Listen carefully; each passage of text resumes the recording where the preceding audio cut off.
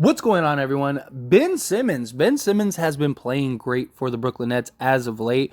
And the real question is he turning it around? Is he finally turned a corner and kind of worked it out for the Brooklyn Nets? He's been 22 of 26 from the field the last 3 games. He's providing on all fronts. I mean, even yesterday against the Memphis Grizzlies, he put up 22, 8, and 5, which was absolutely solid for this Nets team. And they really need him, right? This is a team that's trying to turn it around. They got Kyrie Irving back, and if they can kind of get Ben Simmons right and get Ben Simmons in a position to get back to Philly Ben Simmons or even remotely close to that, then they're in a real position. I mean, even the game prior, I mean, he was 15 points, 13 rebounds, and 7 assists, almost triple-double, 6 of 6 from the field, and they're on a nice little win streak. They're kind of turning things around. They're 8-9, so now they're almost to 500. They play the Sixers. Sixers aren't going to have anybody. Even Joel Embiid isn't playing, so that should get them to at 500, at 9-9, and put them now in the 8th seed. So, that is something that is a positive direction for the Brooklyn Nets. And look, this is a team that from day one has always looked scary, right? I mean, having a trio of Ben Simmons, Kyrie Irving, and Kevin Durant on your team, like, you have championship aspirations. They got a ton of shooting. They got a nice, on paper at least, a nice roster. Now, I still believe that this team is a bad day away from just imploding once again and just all the drama and controversy and just everything going around. But they do have Kyrie Irving back, and I do imagine he plays some games for them. And if things kind of get right, then, who knows? Who knows what this team could do? Who knows where this team could be? It's still early enough for them to turn it around and go win 20 out of, 25 games or something crazy like that, and go on like some nice little win streaks, put up some W's, and all of a sudden they're in the, top 3, top 4 in the Eastern Conference, and it's like, okay, like maybe the Nets are back. 3-game sample size for Ben Simmons, isn't, oh, that's it, like he's Philly Ben Simmons, he's back, but it is a positive sign in the right direction for the Brooklyn Nets. Like, this is something that has been a real concern and been a real problem. And Ben Simmons has kind of been in his own head a lot of ways. And like the whole idea of Ben Simmons in the Brooklyn Nets was like Ben Simmons is all of his strengths are all of like Brooklyn's weaknesses, and all of Ben Simmons' weaknesses are like all of Brooklyn's strengths. So it was like, man, this could be a perfect marriage, right? And it was like Joel Embiid and Ben Simmons are a title contender every year. Imagine what Kevin Durant and Ben Simmons are, and you're adding Kyrie Irving to the mix, right? So it's like they're a legit team with a ton of shooting and playmaking, and you got that just guy that's a distributor that doesn't want to shoot, that doesn't really care to shoot, but you need him to be aggressive. You need him to attack the basket. You need him to do, something on the offensive end.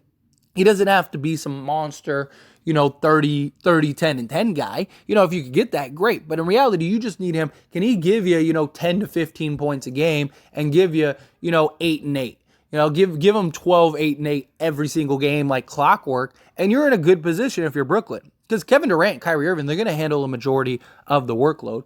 Kyrie Irving didn't have the best game in his return back, but he's still Kyrie Irving for one, and he just sat for 2 weeks or whatever. So he's got to get his feet wet again and kind of get back into this flow of things.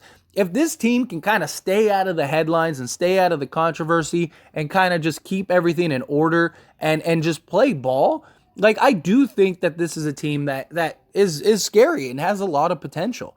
This is a team that has the depth, they have the shooting, they have the scoring, they have a couple, they're trying to move Joe Harris, try to go get another piece, so maybe if they can get, preferably a defensive type of player, I think they should go look at a Jay Crowder personally. I don't know if they will, but I think that would be a nice little piece, nice little fit, a guy that can, play defense, because I think this team needs defense. They've been playing much better defense, and Jacques Vaughn really has this team buying in more than ever before.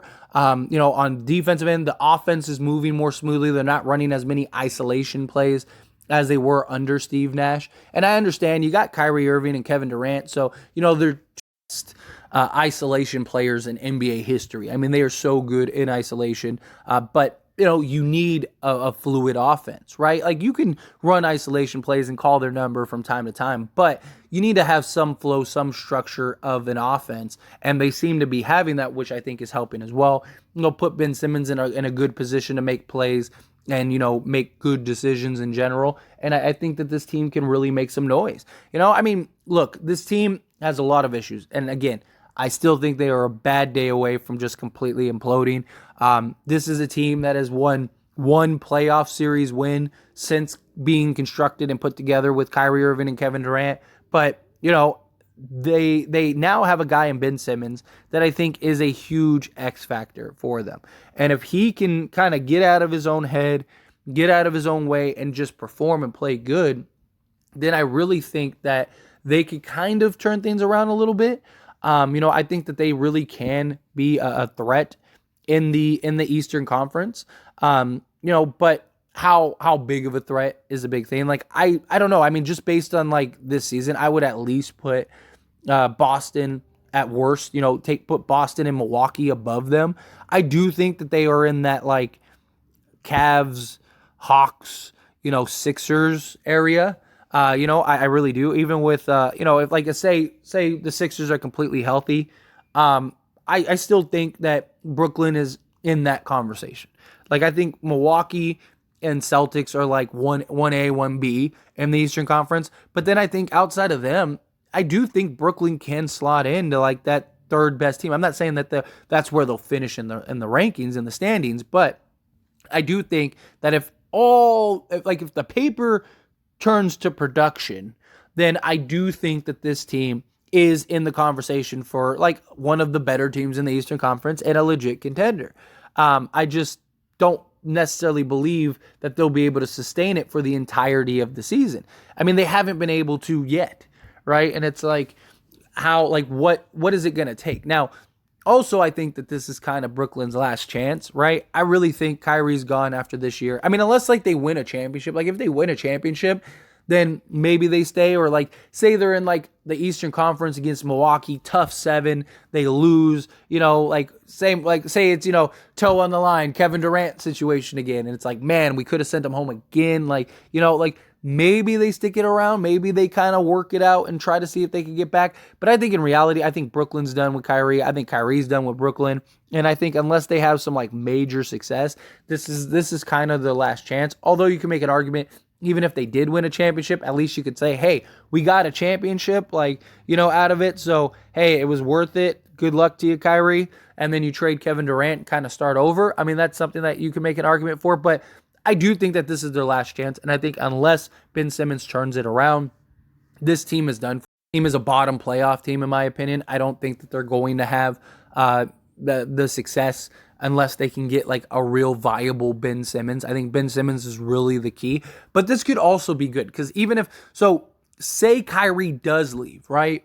And let's say Kevin Durant, you end up trading Kevin Durant, but Ben Simmons is back, right? He's back into being like that Philly Ben Simmons. Then that is a great piece to build around if you're Brooklyn.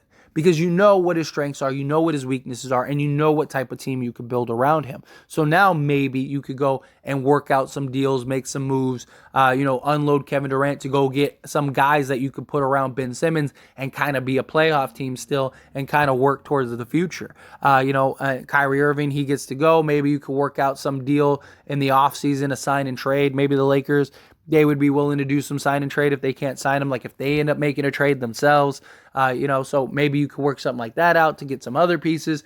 I don't know. If Ben Simmons is good again, it just gives the Brooklyn Nets a lot more confidence and a lot more stability going forward. Because now you have a piece that, if worst case to worst, you have that foundation block to kind of start building for your future and sort of building this new team, this new structure. And I think that is important too for Brooklyn. Look, Ben Simmons is still an anomaly when it comes to players, right? He's just such a fascination. A guy with size, skill set. I mean, passes great. Had LeBron comparisons, right? A guy with size that could pass the ball, could play defense. He might be one of, if not the best on-ball defenders in the league. I mean, he is so good defensively and just guarding. And if he can just kind of keep it all together, then I think Brooklyn can have a lot of success. Again, it's 3-game sample size, but I mean, it's been a really good 3-game sample size. He's got to stop fouling out, though. That's the thing, too. He's still fouling out a lot, still getting a lot of fouls. And I get that he's kind of like their only, true perimeter defender. But still, he's got to do a better job of defending without fouling. Because they need him on the court, especially come the playoffs. Like, once you get playoff times, you can't have him fouling out every other game because that's just going to be a problem, especially as playoff games get more tighter, especially as playoff games, come down to possessions. You need a guy like Ben Simmons to be able to be out on the court and help you make plays and stuff like that. So I think but it's a positive sign. It's a positive direction, right? They got a lot of good things to kind of build on and grow with moving forward. And hopefully Brooklyn is in a good place. But anyway, as always, this is a discussion, so I want to hear from you. Let me know your thoughts and opinions down in the comments below. What do you think of the Brooklyn Nets with Ben Simmons right now? Do you think that, yes, it's a turnaround? Do you think, yes, he's starting to get back, he's starting to get his confidence back, he's starting to get back into the swing of things? If he could play this way, then Brooklyn is going to be really good. Do you think Ben Simmons is the X factor, or do you think no, it's just the 3 games, not enough of a sample size? We really got to wait and see if he can continue to keep this production, keep this level. Everything else other than the scoring has been there pretty much all season. It's just the scoring is starting to pick back up, which is good, and which they need. They do need him to be able to get you some buckets. You don't need him to give you 30 a night, but if he could give you, like I said, if he could give you 12 to 15, 10 to 15, somewhere in that ballpark consistently every night, I think the Nets are in a good position. But again, love to hear your thoughts and opinions, good, bad, ugly, somewhere in between, down in the comment section below.